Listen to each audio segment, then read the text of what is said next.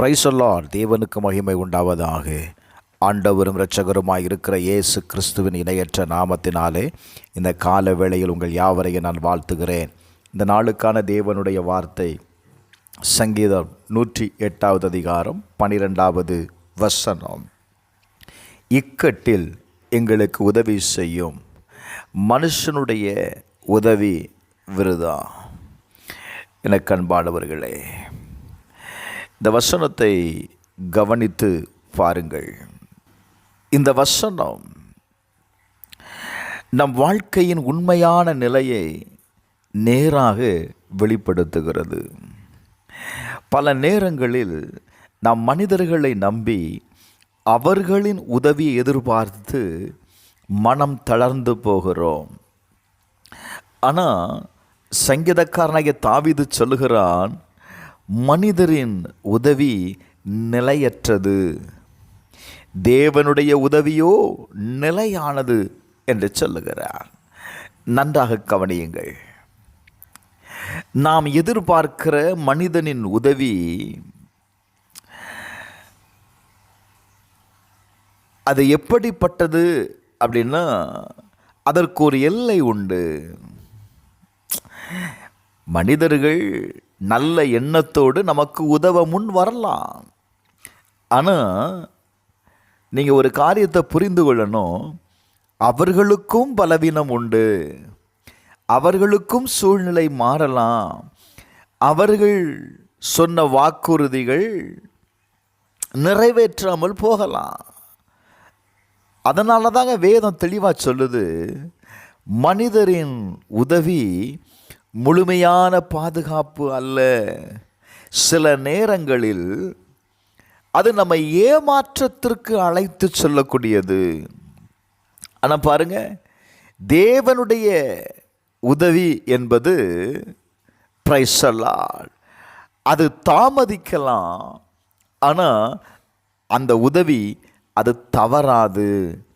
அதனால தான் தாவீது சொல்லுகிறான், ஆண்டவரே எங்களுக்கு உதவி செய்யும். Praise the Lord. தாவீது தேவனை நேரடியாக அழைக்கிறார், எங்களுக்கு உதவி செய்யும் ஆண்டவரே. அவருடைய உதவி எப்பொழுதுமே நிலையானதுங்க. அவருடைய வழிகள் நாம் புரிந்து கொண்டதை கடந்தவைகள். இப்படி நான் சொல்லுவேன், தேவனுடைய உதவி சூழ்நிலையை மற்றும் மாற்றாது, நம்மையும் அது மாற்றக்கூடியது. எனக்கு அன்பானவர்களே, இந்த கால வேளையில் உங்களுடைய சூழ்நிலையில் இருந்து நீங்கள் தேவனை கூப்பிடும் பொழுது அவர் ரட்சிக்கிறவராய் இருக்கிறார், அவர் விடுவிக்கிறவராய் இருக்கிறாருங்க. அதனால் உங்கள் இக்கட்டு காலங்களில், உங்கள் போராட்டம் நிறைந்த அந்த காலங்களில் தேவன் மேல் நம்பிக்கையை வைங்க. ஏன்னா இந்த சங்கீதம் போர்க்கால சூழ்நிலையை காட்டுகிறத நீங்கள் பார்க்க முடியும்.